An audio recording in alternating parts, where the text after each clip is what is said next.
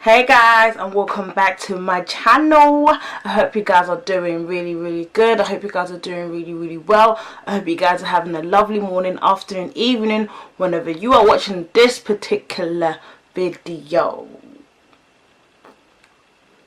So you can tell from the title what the video is going to be about. Do I see myself moving to Ghana anytime soon, or do I see myself moving to Ghana in the next 5 years? I don't know anymore. I really don't know. But if you want to know my opinion, if you want to know my reasons why, before I continue, make sure you are subscribed to join the family. Okay, cool. Right, let's get into it.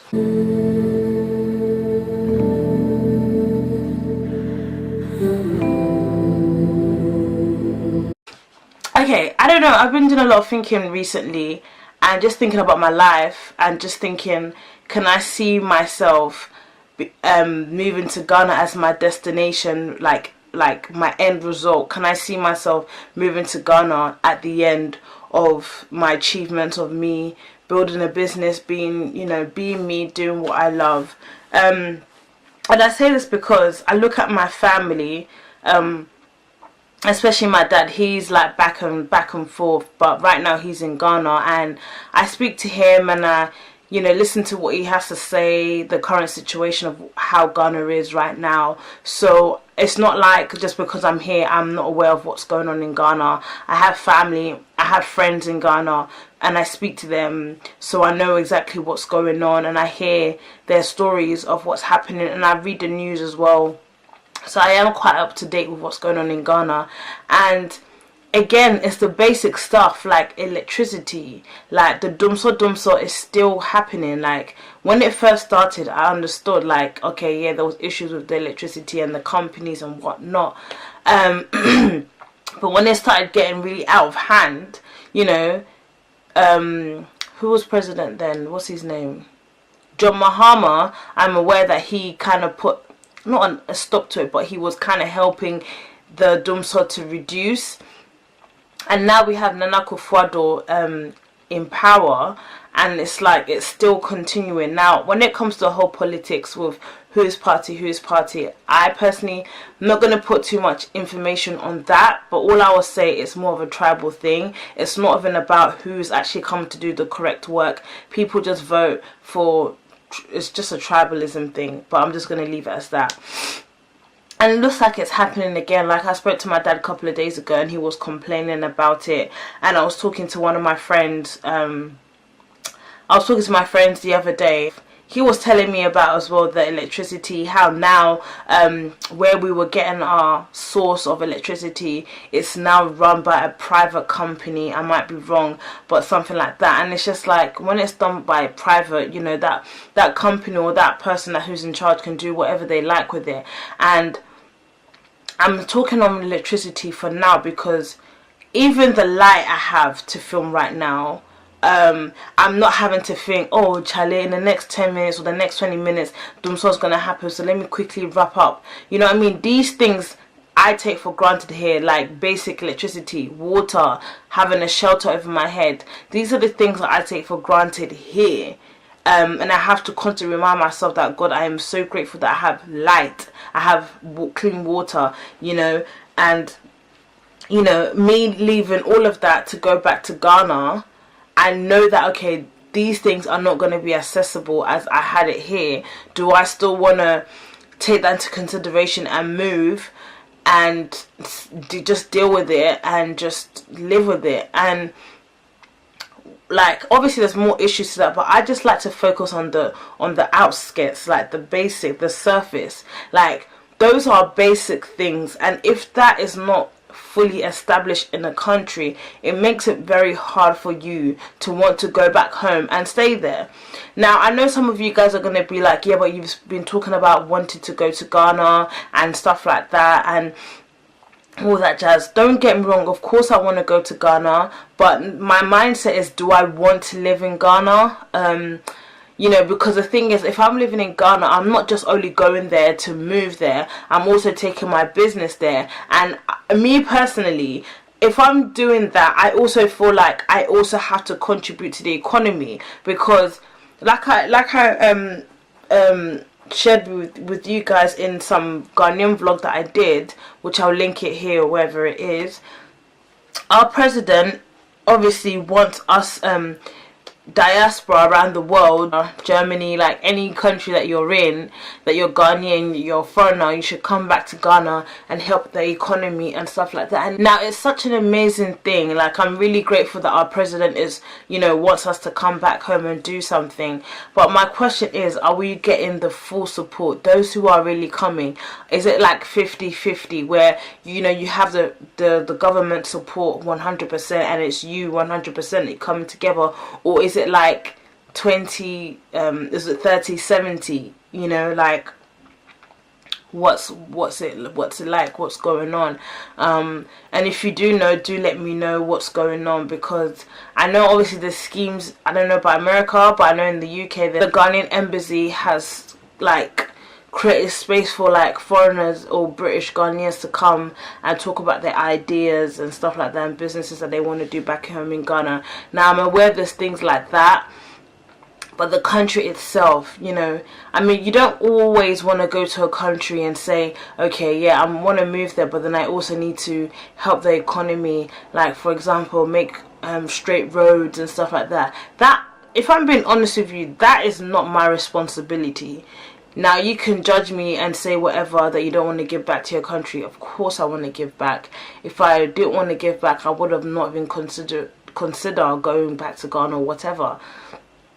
But it's just the fact that, like, why should I move to a country where I know I'm just going to have to just keep developing the country, using my own pocket, using my own money, my own savings just to do that, and knowing that the government are there enjoying chopping life and I'm here suffering for the country? Does that really make sense? It doesn't. But then again, it's also creating a space for foreigners like the Chinese people and all these other countries to come to our country and do whatever they want. You know what I mean? So it's a very hard one. And you know what, like, I'm not trying to say anything, or I ain't trying to start something, but on Instagram a couple of weeks ago I saw a video of our ex-president, what's his name, Rawlings. Block them. Okay. Hey, wait. Charlie, don't go. What a wonder. Papa J.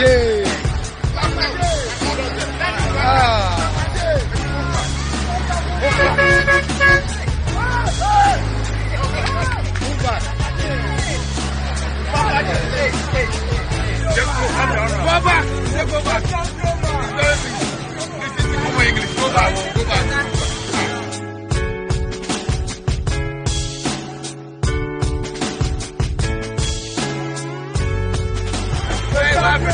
Yeah. This man, we can't get this man again.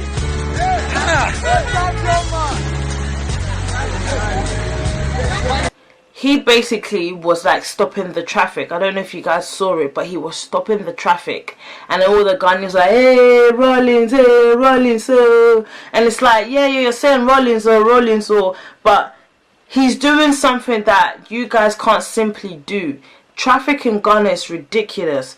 And he literally got out of the car, I don't know where he was, but in the middle of the street, telling people to move back, go back, let this person go forward so that the traffic can decrease. This was an ex-president. The guy is old. He doesn't need to be doing this. But you know why? Do you know why he can do that? It's because he doesn't have the typical African mindset. Now, I'm so sorry if I've offended some people, but it's so true. Rawlings does not have the typical African mindset. He sees that there's a job that needs to be done. He sees there's a gap. And if he knows he can physically do it, why not?